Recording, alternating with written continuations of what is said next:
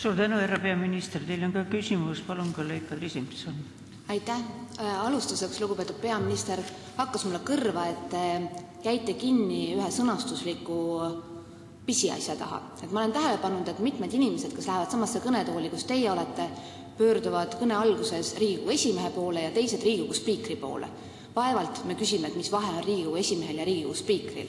Seesama on siin reformikava ja tegevuskava puhul kohane meeles pidada. Aga minu küsimus on teile ja mitte teile kui hinnangu andjale majandusministrile, vaid teile endale. Paar nädalat tagasi Riigikogu infotunnis sai küsitud, et kui Eesti on väga uhke e-riigi staatuse üle, kas ei oleks õige selle nime väljateenimiseks anda igale Eesti kodanikule tasuta aadress, veebiaadress. Te ütlesite, et seda peab kaaluma. Kas te olete saanud aega ekspertidega nõu pidada ja mida nad arvavad sellest mõttest? Aitäh! Hea küsija, teie teate seda sama hästi kui mina, et tasuta asju ei ole olemas. Keegi selle, mis saajale on tasuta, peab kinni maksma niikuinii. Kas on õiglane anda kellelegi midagi, mis saaja jaoks siis on tasuta, teades seda, et teised peavad selle kinni maksma ja arvestades ka asjaoluga, et suuresti need, kes saavad millegi, just kui tasuta, need seda tasuta saadud hüve ei asugi kasutama, siis tuleb asuda seisukohale, et tasuta andmine ei ole mõistlik. Aitäh. Palun, kolleeg Olga Sitnik. Aitäh, proua juhataja, härra peaminister. Mul on hea meel, et te nõustusite minuga, et tegemist on tõepoolest reformiga, mis ei ole läinud nii, nagu ta esialgu oli planeeritud, ehk tahtsime parimates, aga kukkus välja nagu alati. Aga fantaseerime natuke. Oletame, et peale valimisi on uus majandus- ja kommunikatsiooniminister, mis kuulub Reformierakonda. Kuidas te arvate, kas on siis seda valdkonda on oodata, et seda valdkonda uuesti natukene reformitakse selleks, et see kommunikatsioon viia siis vastavusse sellele, mida me kõik ootame, et võib-olla ka Eesti Interneti Sihtasutuse juhtkonnas teha mõningad muudatused selleks, et siiski oleks konsensus selle asutuse tegevuse ja juhtkonna osas kõikide osapoolte poolt. Aitäh! Aitäh.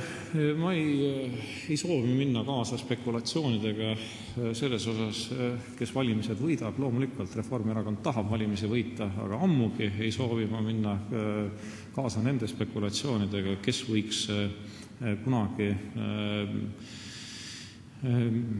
minister olla erinevates haldusalades.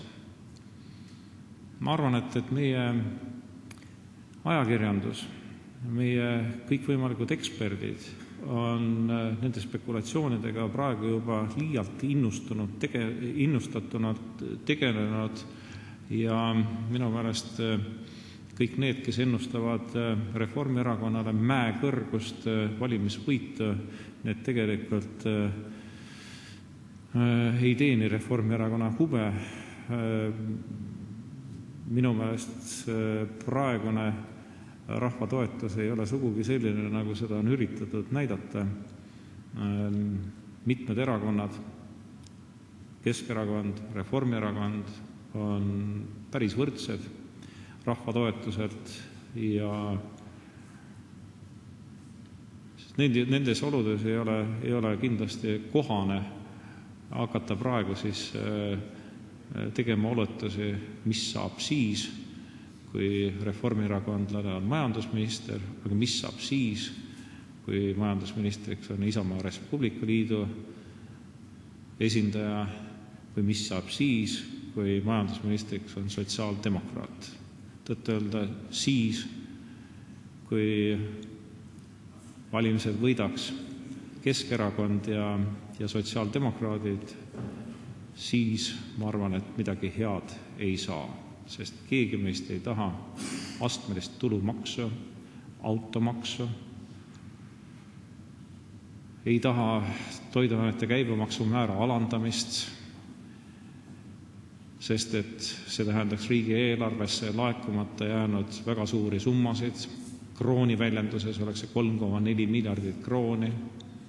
aga teatavasti meie pensionite kogusumma on ainult 20 miljardit krooni. Kust see raha kõik tuleb? Automaksust. Kas keegi tahaks automaksu? Ma arvan, et inimesed siiski mõtlevad kõigepealt automaksule, mis keskmise Eesti auto esmaregistreerija jaoks on 55 000 krooni. Et ootame valimised ära ja siis tulevad koalitsiooniläbirääkimistel lepitakse kokku heas valitsemisprogrammis ja alles seejärel hakatakse ministri kohti jaotama. Aitäh! Palun, kolleeg Ain Seppik. Aitäh, lugupeetud esimees. Peaminister, ärge meie pärast nii kangesti muretsege, kui teie neid makse kõik ei taha, siis see ei tähenda seda, et on mõningad inimeste kihid, kes soovivad muutusi, kas just makse, see on teine küsimus. Aga tõepoolest teid parafraseerides on õige, et peaministri roll ei ole tingimata ministrit kaitsta ja lõpuks minister läbi lilledele ministrite Ligi ja Partsi võrdlusti tõite selle kenasti välja. Kuid minu küsimus on see, et ma lugesin ajakirjandusest, selle sihtasutuse eesotsas on minister Partsi endine nõunik, kuna IRL on, kui see on tõsi muidugi, IRL on näidanud viimasel üles tohutut leidlikkust parteiliste ametikohtade loomisel. Ega nüüd tegemist ei ole järjekordse parteilise ametikohaga või on midagi ajakirjandus valesti kajastanud? Aitäh! Aitäh, usun, et mitte. Rohkem küsimusi ei ole. Suur tänu, härra peaminister, ja avan läbirääkimised. Kutsun kõnetooli